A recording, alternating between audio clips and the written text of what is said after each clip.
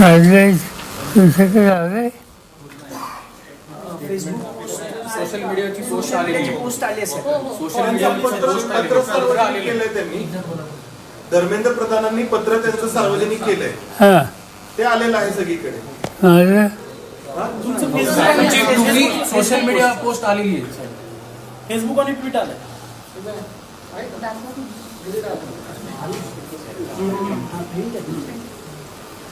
वीज पेपर कुठे प्रकारे वीज पुन्हा वाचते.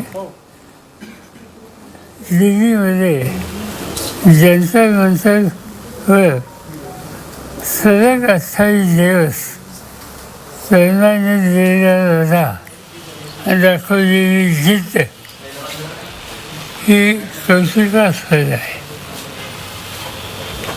आंदोलकांच्या मागणीनुसार आज अखेर केंद्रीय शिक्षण मंत्र्यांनी राजीनामा दिला. दयोसाईला न घाबरता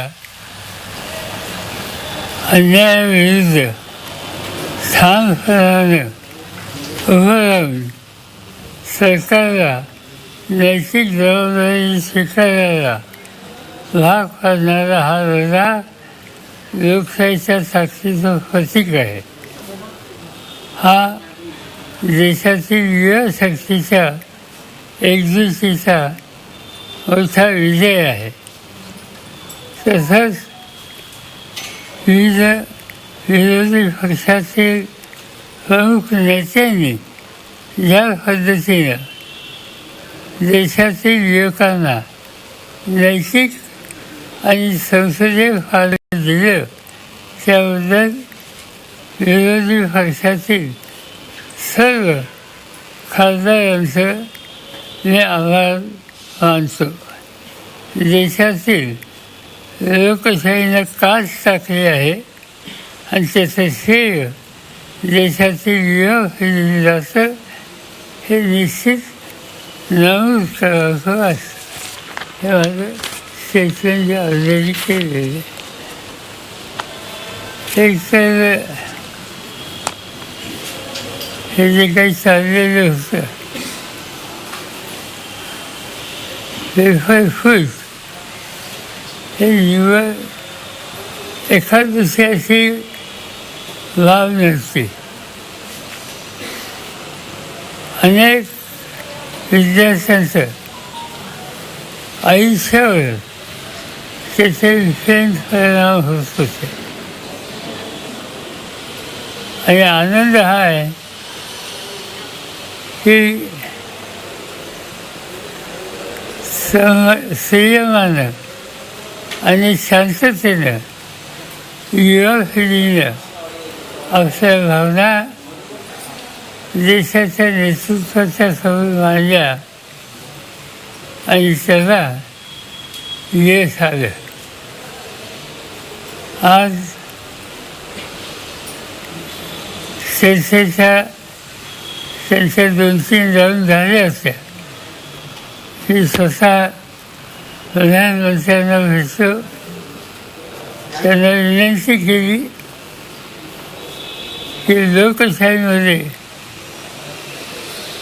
संवाद ठेवायची आवश्यकता असते. डायलॉग न ठेवणं त्याचे दुष्परिणाम होत असतात. हे मी काही सांगण्याची गरज नाही.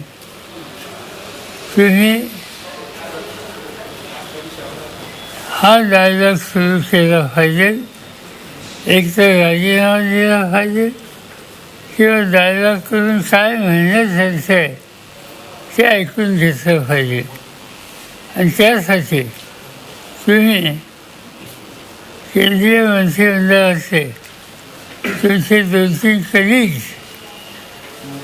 शक्यतो सिनियर हे डेप्यूट करा.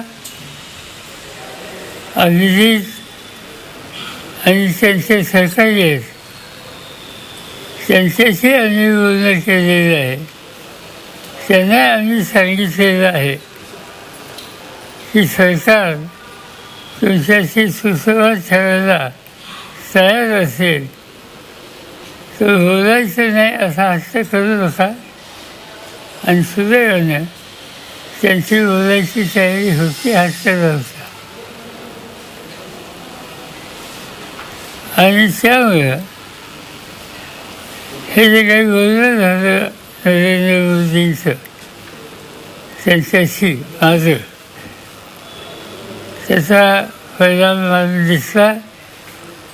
त्यांनी केंद्र सरकारमध्ये आपले सरकारी देखून केले. चर्चेच्या 2 राऊंड झाल्या. त्याच्यामध्ये केंद्राने मान्य करावं असा जो आग्रह होता, त्याच्या काही गोष्टी मान्य झाल्या नव्हत्या. दुसऱ्या राऊंडला एक सोडून बाकीच्या गोष्टीच्या संबंधी केंद्र सरकारने विचार करण्याची भूमिका घेतली आणि तरीही युवा पिढीचा आग्रह शिक्षण मंत्र्यांच्या राजीनाम्याचा होता. तो आग्रह शिक्षण मंत्र्यांनी किंवा प्रधानमंत्र्यांनी, तेव्हा माहीत नाही, ते स्वीकारला आणि त्यांचा राजीनामा आज आपल्या पुढे आलेला आहे. मी युवा पिढीचं पुन्हा एक अभिनंदन करतो. जे काही घडलं त्याचा शेवटी अंतिम निर्णय हा योग्य झाला. पण नव्या पिढीला हाताळत असताना लाठीहाला अश्रू देऊन हे प्रकार चालले असते तर अधिक चांगलं दिसत असतं. आणखीन एक गोष्ट अतिशय अवघड आम्हाला वाटते की म्हणजे दिल्लीमध्ये जंतर मंतरला येण्याच्यासाठी जी मेट्रोची लाईन आहे आजूबाजूची, त्यातल्या 18 स्टेशन ही लाईन बंद ठेवली. ही लाईन बंद ठेवणं हा प्रश्न फक्त विद्यार्थ्यांच्या पुरता सीमित होता. मेट्रोला फार करणारी तरुणाई जशी असेल तसे नागरिकसुद्धा असतात आणि त्यामुळे मेट्रोच बंद ठेवायची ही भूमिका शहाणपणाची नव्हती. आणखीन एक गोष्ट जाणवली, अनेक तरुण मुली याच्यामध्ये अत्यंत आक्रमकपणानं आपल्या भावना व्यक्त करणारा पुढे येत असताना हा जो काही हल्ला झाला पोलिसांच्याकडून, त्याची किंमत त्यांनासुद्धा द्यावी लागली. ते टाळता आलं असतं ते योग्य झालं असतं.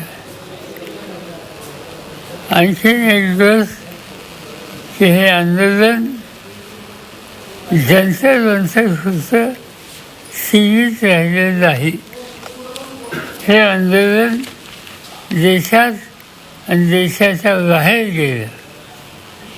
लंडनमध्ये, न्यूयॉर्कमध्ये, अन्य काही शहरांच्यामध्ये भारताच्या बाहेर जी भारताची युवा पिढी स्थित आहे ती त्या देशातसुद्धा शांततेनं पण आपल्या भावना व्यक्त करण्याच्यासाठी रस्त्यावर आल्या. हे जसं भारताच्या बाहेर झालं तसंच या देशाच्या जवळपास सगळ्या राज्यामध्ये याची जी काही या पिढीची भावना होती ती आपल्याला पाहायला मिळाली. मला आणखीन एका गोष्टीचं समाधान की देशाच्या कानाकोपऱ्याची विद्यार्थी तरुण तिथं आले होते. मी ज्यावेळेस तिथं भेटायला गेलो त्यावेळेला महाराष्ट्राच्या कानाकोपऱ्यातून आलेले युवा प्रतिनिधी तेही त्या ठिकाणी भेटले आणि ते संयमानं आणि शांततेनं याच्यामध्ये अभिजित आणि त्याचे सहकारी यांच्या पाठीशी उभे राहिले. हे जसं तिथं दाखवलं तसंच तुम्ही पुण्यामध्ये पाहिलं असेल, मुंबईमध्ये पाहिलं असेल, अन्य शहरांच्यामध्ये पाहिलं. यामधून केंद्र सरकार योग्य तो धडा घेईल आणि पुन्हा अशा पद्धतीनं तरुण पिढीला हाताळण्याचं काम करणार नाही एवढीच अपेक्षा. साहेब तुम्ही पंतप्रधान मोदींना भेटलात तेव्हा त्यात एक सगळ्यांची टीका अशी सुरू होती की आपला देश हुकुमशाहीच्या दिशेनं चाललेला आहे, जे की अमित शहा किंवा मोदी जे आहे ते हुकुमशाह पद्धतीनं वागतात. ह्या निर्णयामुळं तुम्हाला असं वाटतं का की मोदींची किंवा सरकारची जी देहबोली आहे त्याच्यात फरक पडेल आणि देशामध्ये परत संवादाचं सगळं वातावरण तयार होईल? विरोधकांमध्ये विशेषतः जे लोकप्रतिनिधी आहेत त्यांच्यामध्ये पण भीती असते. मी सांगू शकत नाही, पण मी मोदींना आग्रहाने सांगितलं डायलॉग सुरू करा, बोलायचं नाही बंद, आणि पोलीस यंत्रणा या मुलांच्या विरुद्ध वापरू नका. आणि मला असं वाटलं की मी जे बोलतोय त्याची नोंद त्यांनी घेतली असावी आणि त्यामुळे मी प्रत्यक्ष कृतीनंतर जी पाहतोय त्यामुळं यापेक्षा वेगळा निष्कर्ष आज मी काढला नाही. साहेब, सरसंघचालक जे आहेत ते काल बोलताना असं म्हटले होते की डिक्टेशन नको, संवाद हवा. म्हणजे त्याचा हा परिणाम वाटतो का तुम्हाला? मोदींनी इतक्या तातडीनं बॅकफूटवरती येणं आणि हा राजीनामा म्हणजे इतके दिवस जो दबाव ते 2-3 दिवस गेले, लाठीचार्जनंतर जो तयार झालेला होता रोष, त्याचा दबाव स्वीकारून ते तसेच काम करत होते, राजीनामा घेतला नाही. काल सरसंघचालक बोलल्यानंतर मात्र बऱ्याच हालचाली झालेल्या दिसतात. तुम्ही पार्लमेंटमध्ये पाहत होतो, पार्लमेंट चाललंच नाही, पण विविध पक्षाचे लोक भेटत होते. मोदी ज्या पक्षाचे आणि त्यांना ज्यांचा पाठिंबा आहे त्याही पक्षाचे लोक भेटत होते संशयात, आणि त्यांचाही मूळ हा डायलॉग सुरू करावा असा होता. आणि तसंच मत अन्य लोकांनी सुद्धा तिथं आणलं, त्याच्यामध्ये सुद्धा असावेच असे दिसतंय. सर, गेल्या 12 वर्षातला मोदी सरकारचा पहिला राजीनामा आहे. गेली अनेक आंदोलन झाली, शेतकऱ्याचं आंदोलन तुम्ही पाहिलं 7-8 महिने चाललं तरी दखल घेतली नाही. अखेर सरकार चुकलं असं म्हणता येईल. या सगळ्या याच्यात जी ही डिक्टेटरशिप सुरू होती गेली 12 वर्ष देशामध्ये, असं आहे की युवा शक्ती एकत्र आली आणि ती सीमित एका भागापुरती न राहता देशाच्या कानाकोपऱ्यात पुढे येते. याची जाण शेवटी आल्याच्यानंतर हा राजीनामा घेतला असावा किंवा शिक्षण मंत्र्यांनी राजीनामा दिला असावा. याच्यामध्ये जे पत्र त्यांनी लिहिलेलं आहे त्याच्यामध्ये प्रधान असं म्हणतात की राज्यातल्या देशातले जे विविध पदांवर महत्त्वाचे व्यक्ती आहेत त्यांनी या विद्यार्थ्यांमध्ये संभ्रम निर्माण करण्याचा प्रयत्न केला आणि तसंच राष्ट्रविरोधी जे कृती करणाऱ्या लोक आहेत त्यांना याचा फायदा होऊ नये यासाठी मी राजीनामा दिले. असे 2 महत्त्वाच्या बाबी त्याच्यामध्ये आहेत. असंच त्या म्हणण्यात काय अर्थ नाही. हे सगळं फेरफार प्रकरण दुर्दैवानं दिल्लीमध्ये आम्हाला खाली मान घालणार होतं आणि त्याचं कारण की त्याच्यामध्ये जे लोक सहभागी आहेत त्याच्यात आपल्याकडची सुद्धा काही नावं ही येत होती महाराष्ट्राची. आणि त्यामुळे याच्यावर सक्त कारवाई करायची गरज ही आहे. आणि त्या भावनेनेच प्रधानमंत्र्यांची आम्ही सुसंवाद ठेवतो. ठीक आहे सर. भागवत बोलले त्यांच्या पक्षाचे अन्य खासदार खाजगी जाऊन बोलले. मंत्रिमंडळात त्यांची चर्चा झाली. त्याच्यामध्ये काही लोकांनी याच्याकडं सहज बघू नये, गांभीर्याने घ्यावं असं मत मांडलं असं ऐकतोय. या सगळ्याचे ते एकंदर परिणाम आहेत. पंतप्रधानांना भेटल्यानंतर काही लोकांनी टीका पण केली होती, पण आज राजीनामा आलेला आहे समोर. या सगळ्याचं तुम्ही डायलॉग सुरू केलं त्या सगळ्या काळामध्ये. काही लोकांनी त्याला विरोधही केला, मी वेगवेगळे त्याचे काही आरोप प्रत्यारोप झाले, पण आज अखेर रिझल्ट समोर आहे. काय सांगणार तुम्ही भेटले त्या दिवशीच्या ट्विटमध्ये ते पत्र नाहीये की या तुम्ही ज्या दिवशी भेटलात पंतप्रधानांना त्या दिवशी जे शेतकऱ्यांच्या संदर्भातलं पत्र दिलेलं होतं त्यात या विद्यार्थ्यांच्या विषयाचा उल्लेख नव्हता अशी टीका त्या ट्विटवरती सतत केली जाते की तुम्ही ते पत्र तसं पत्र कुठलंही दिलंच नव्हतं.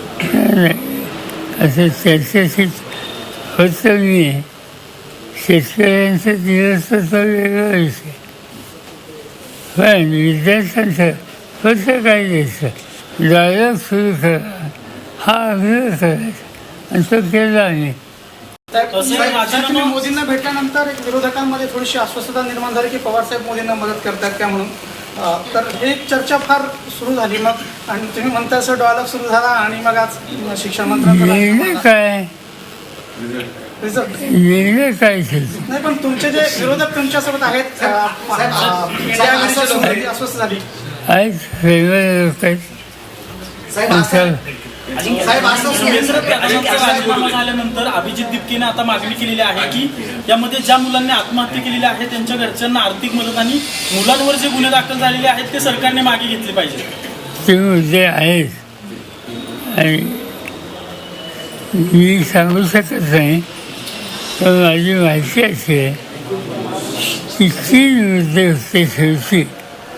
त्याचे 2 तुम्ही म्हणतात ते केंद्र सरकारने मान्य करायची तयारी दाखवली होती.